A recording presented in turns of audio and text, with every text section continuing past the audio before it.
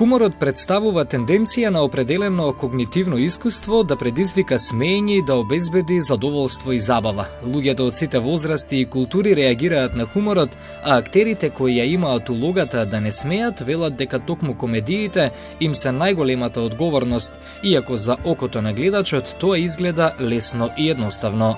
Комедијата е најтешка за работа, затоа што почива на многу прецизна математика.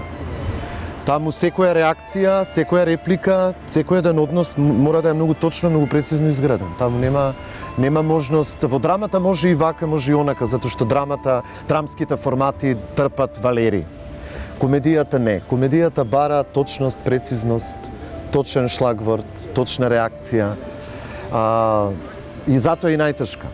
Но затоа пак ефектот кај публиката што го прави е најсилен, затоа што публиката се врзува на тоа. Особено во едно време, не време, кога хуморот дава оптимизам, дава верба во подобро утре, во подобар живот.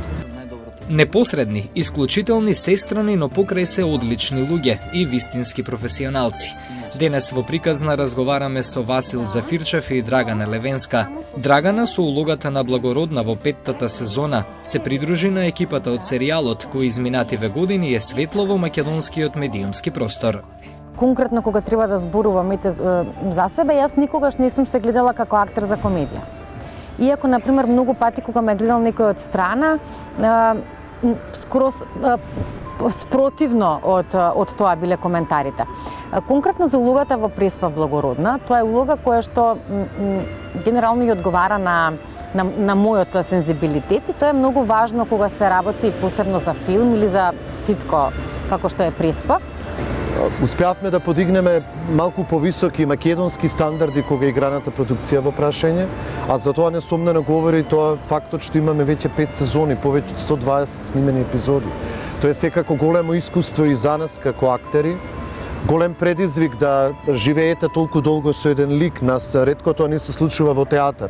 Да играме во представи кои така долго живеат на репертоар, па ви даваат можност да ја градите улогата и понатаму низ тие средби со публиката во тој долг временски период. Нашиот народ сака хумор, сака да се смее и се што е создадено од душа и со многу љубов, знае да го препозна и веднаш да го прифати. Да ви кажам искрено, јас прво многу се изненадив од фактот што навистина многу се зборуваше и се пишуваше за таа епизода. Јас не очекував. Прво бев изненадена колку многу е гледана серијата Преспав. И тука се и самите карактери на Марио, на Талат, на Коста, Ула. Едноставно, тоа се создадени ликови уште од првата сезона на Преспав, кои што се, ајде да не кажам, на една ивица на совршеност. И навистина е големо задоволство, посебно во ова време, кога некој човек или поголемо мнозинство на народ ќе насмееш. За самиот ефект на психоемотивно прочистување што гледачот го доживува, дур се смее со една добра комедија, со еден добар ситком. И ми се чини дека тоа е тоа што придонесе голем дел од гледачите така драматично, страшно и тажно да го доживеат крајот на сезоната, нели со тој пожар во кој гори Преспав и кој отвара една енигма што понатаму ќе се случува и како понатаму ќе се развива Преспав, секако не го знаеме ни ние тоа како актери. Се уште нема официјална потврда дали, кога и како ќе се продолжи со серијалот и во која насока, но јас се надевам дека ќе продолжи да живее Преспав. Убаво е чувството. Убаво е чувството за еден актер кога креира нешто.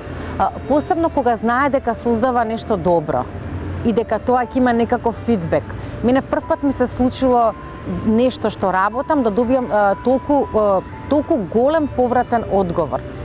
Јас стално се шегувам, викам Благородна ми е како да ми е прва улога. Пред нас се месеци кои ќе не исправат пред нови предизвици, но со смеа и хумор, како и разбирање, ќе излеземе победници од се. Историјата е навистина мајка на знаењето и таа многу често не поучува дека овој тип на кризи човештвото ги преживувало многу пати досега. Да се посветиме на она што ние можеме да направиме, на она што од нас лично зависи, да се посветиме на тоа да одржуваме добра, позитивна мисла, убава вибрација, да се обкружиме со такви луѓе, да гледаме такви телевизиски формати, да читаме такви книги, Навистина не ни треба енергија која што ќе не спушта во вибрацијата на стравот и неизвестност, затоа што стравот е опасен затоа што ве блокира. Јас се надевам прво да се заврши се ова што не снајде сите и после тоа чекор по чекор да почнеме полека да се враќаме во тоа старо време или како да го наречам, затоа што јас не го прифаќам ова ново нормално, затоа што мене ова не ми е нормално. А до тогаш, само насмевки и многу повеќе хумор во вашето време, поминато пред телевизиските екрани, наспроти се друго што ни се сервира во последниве години.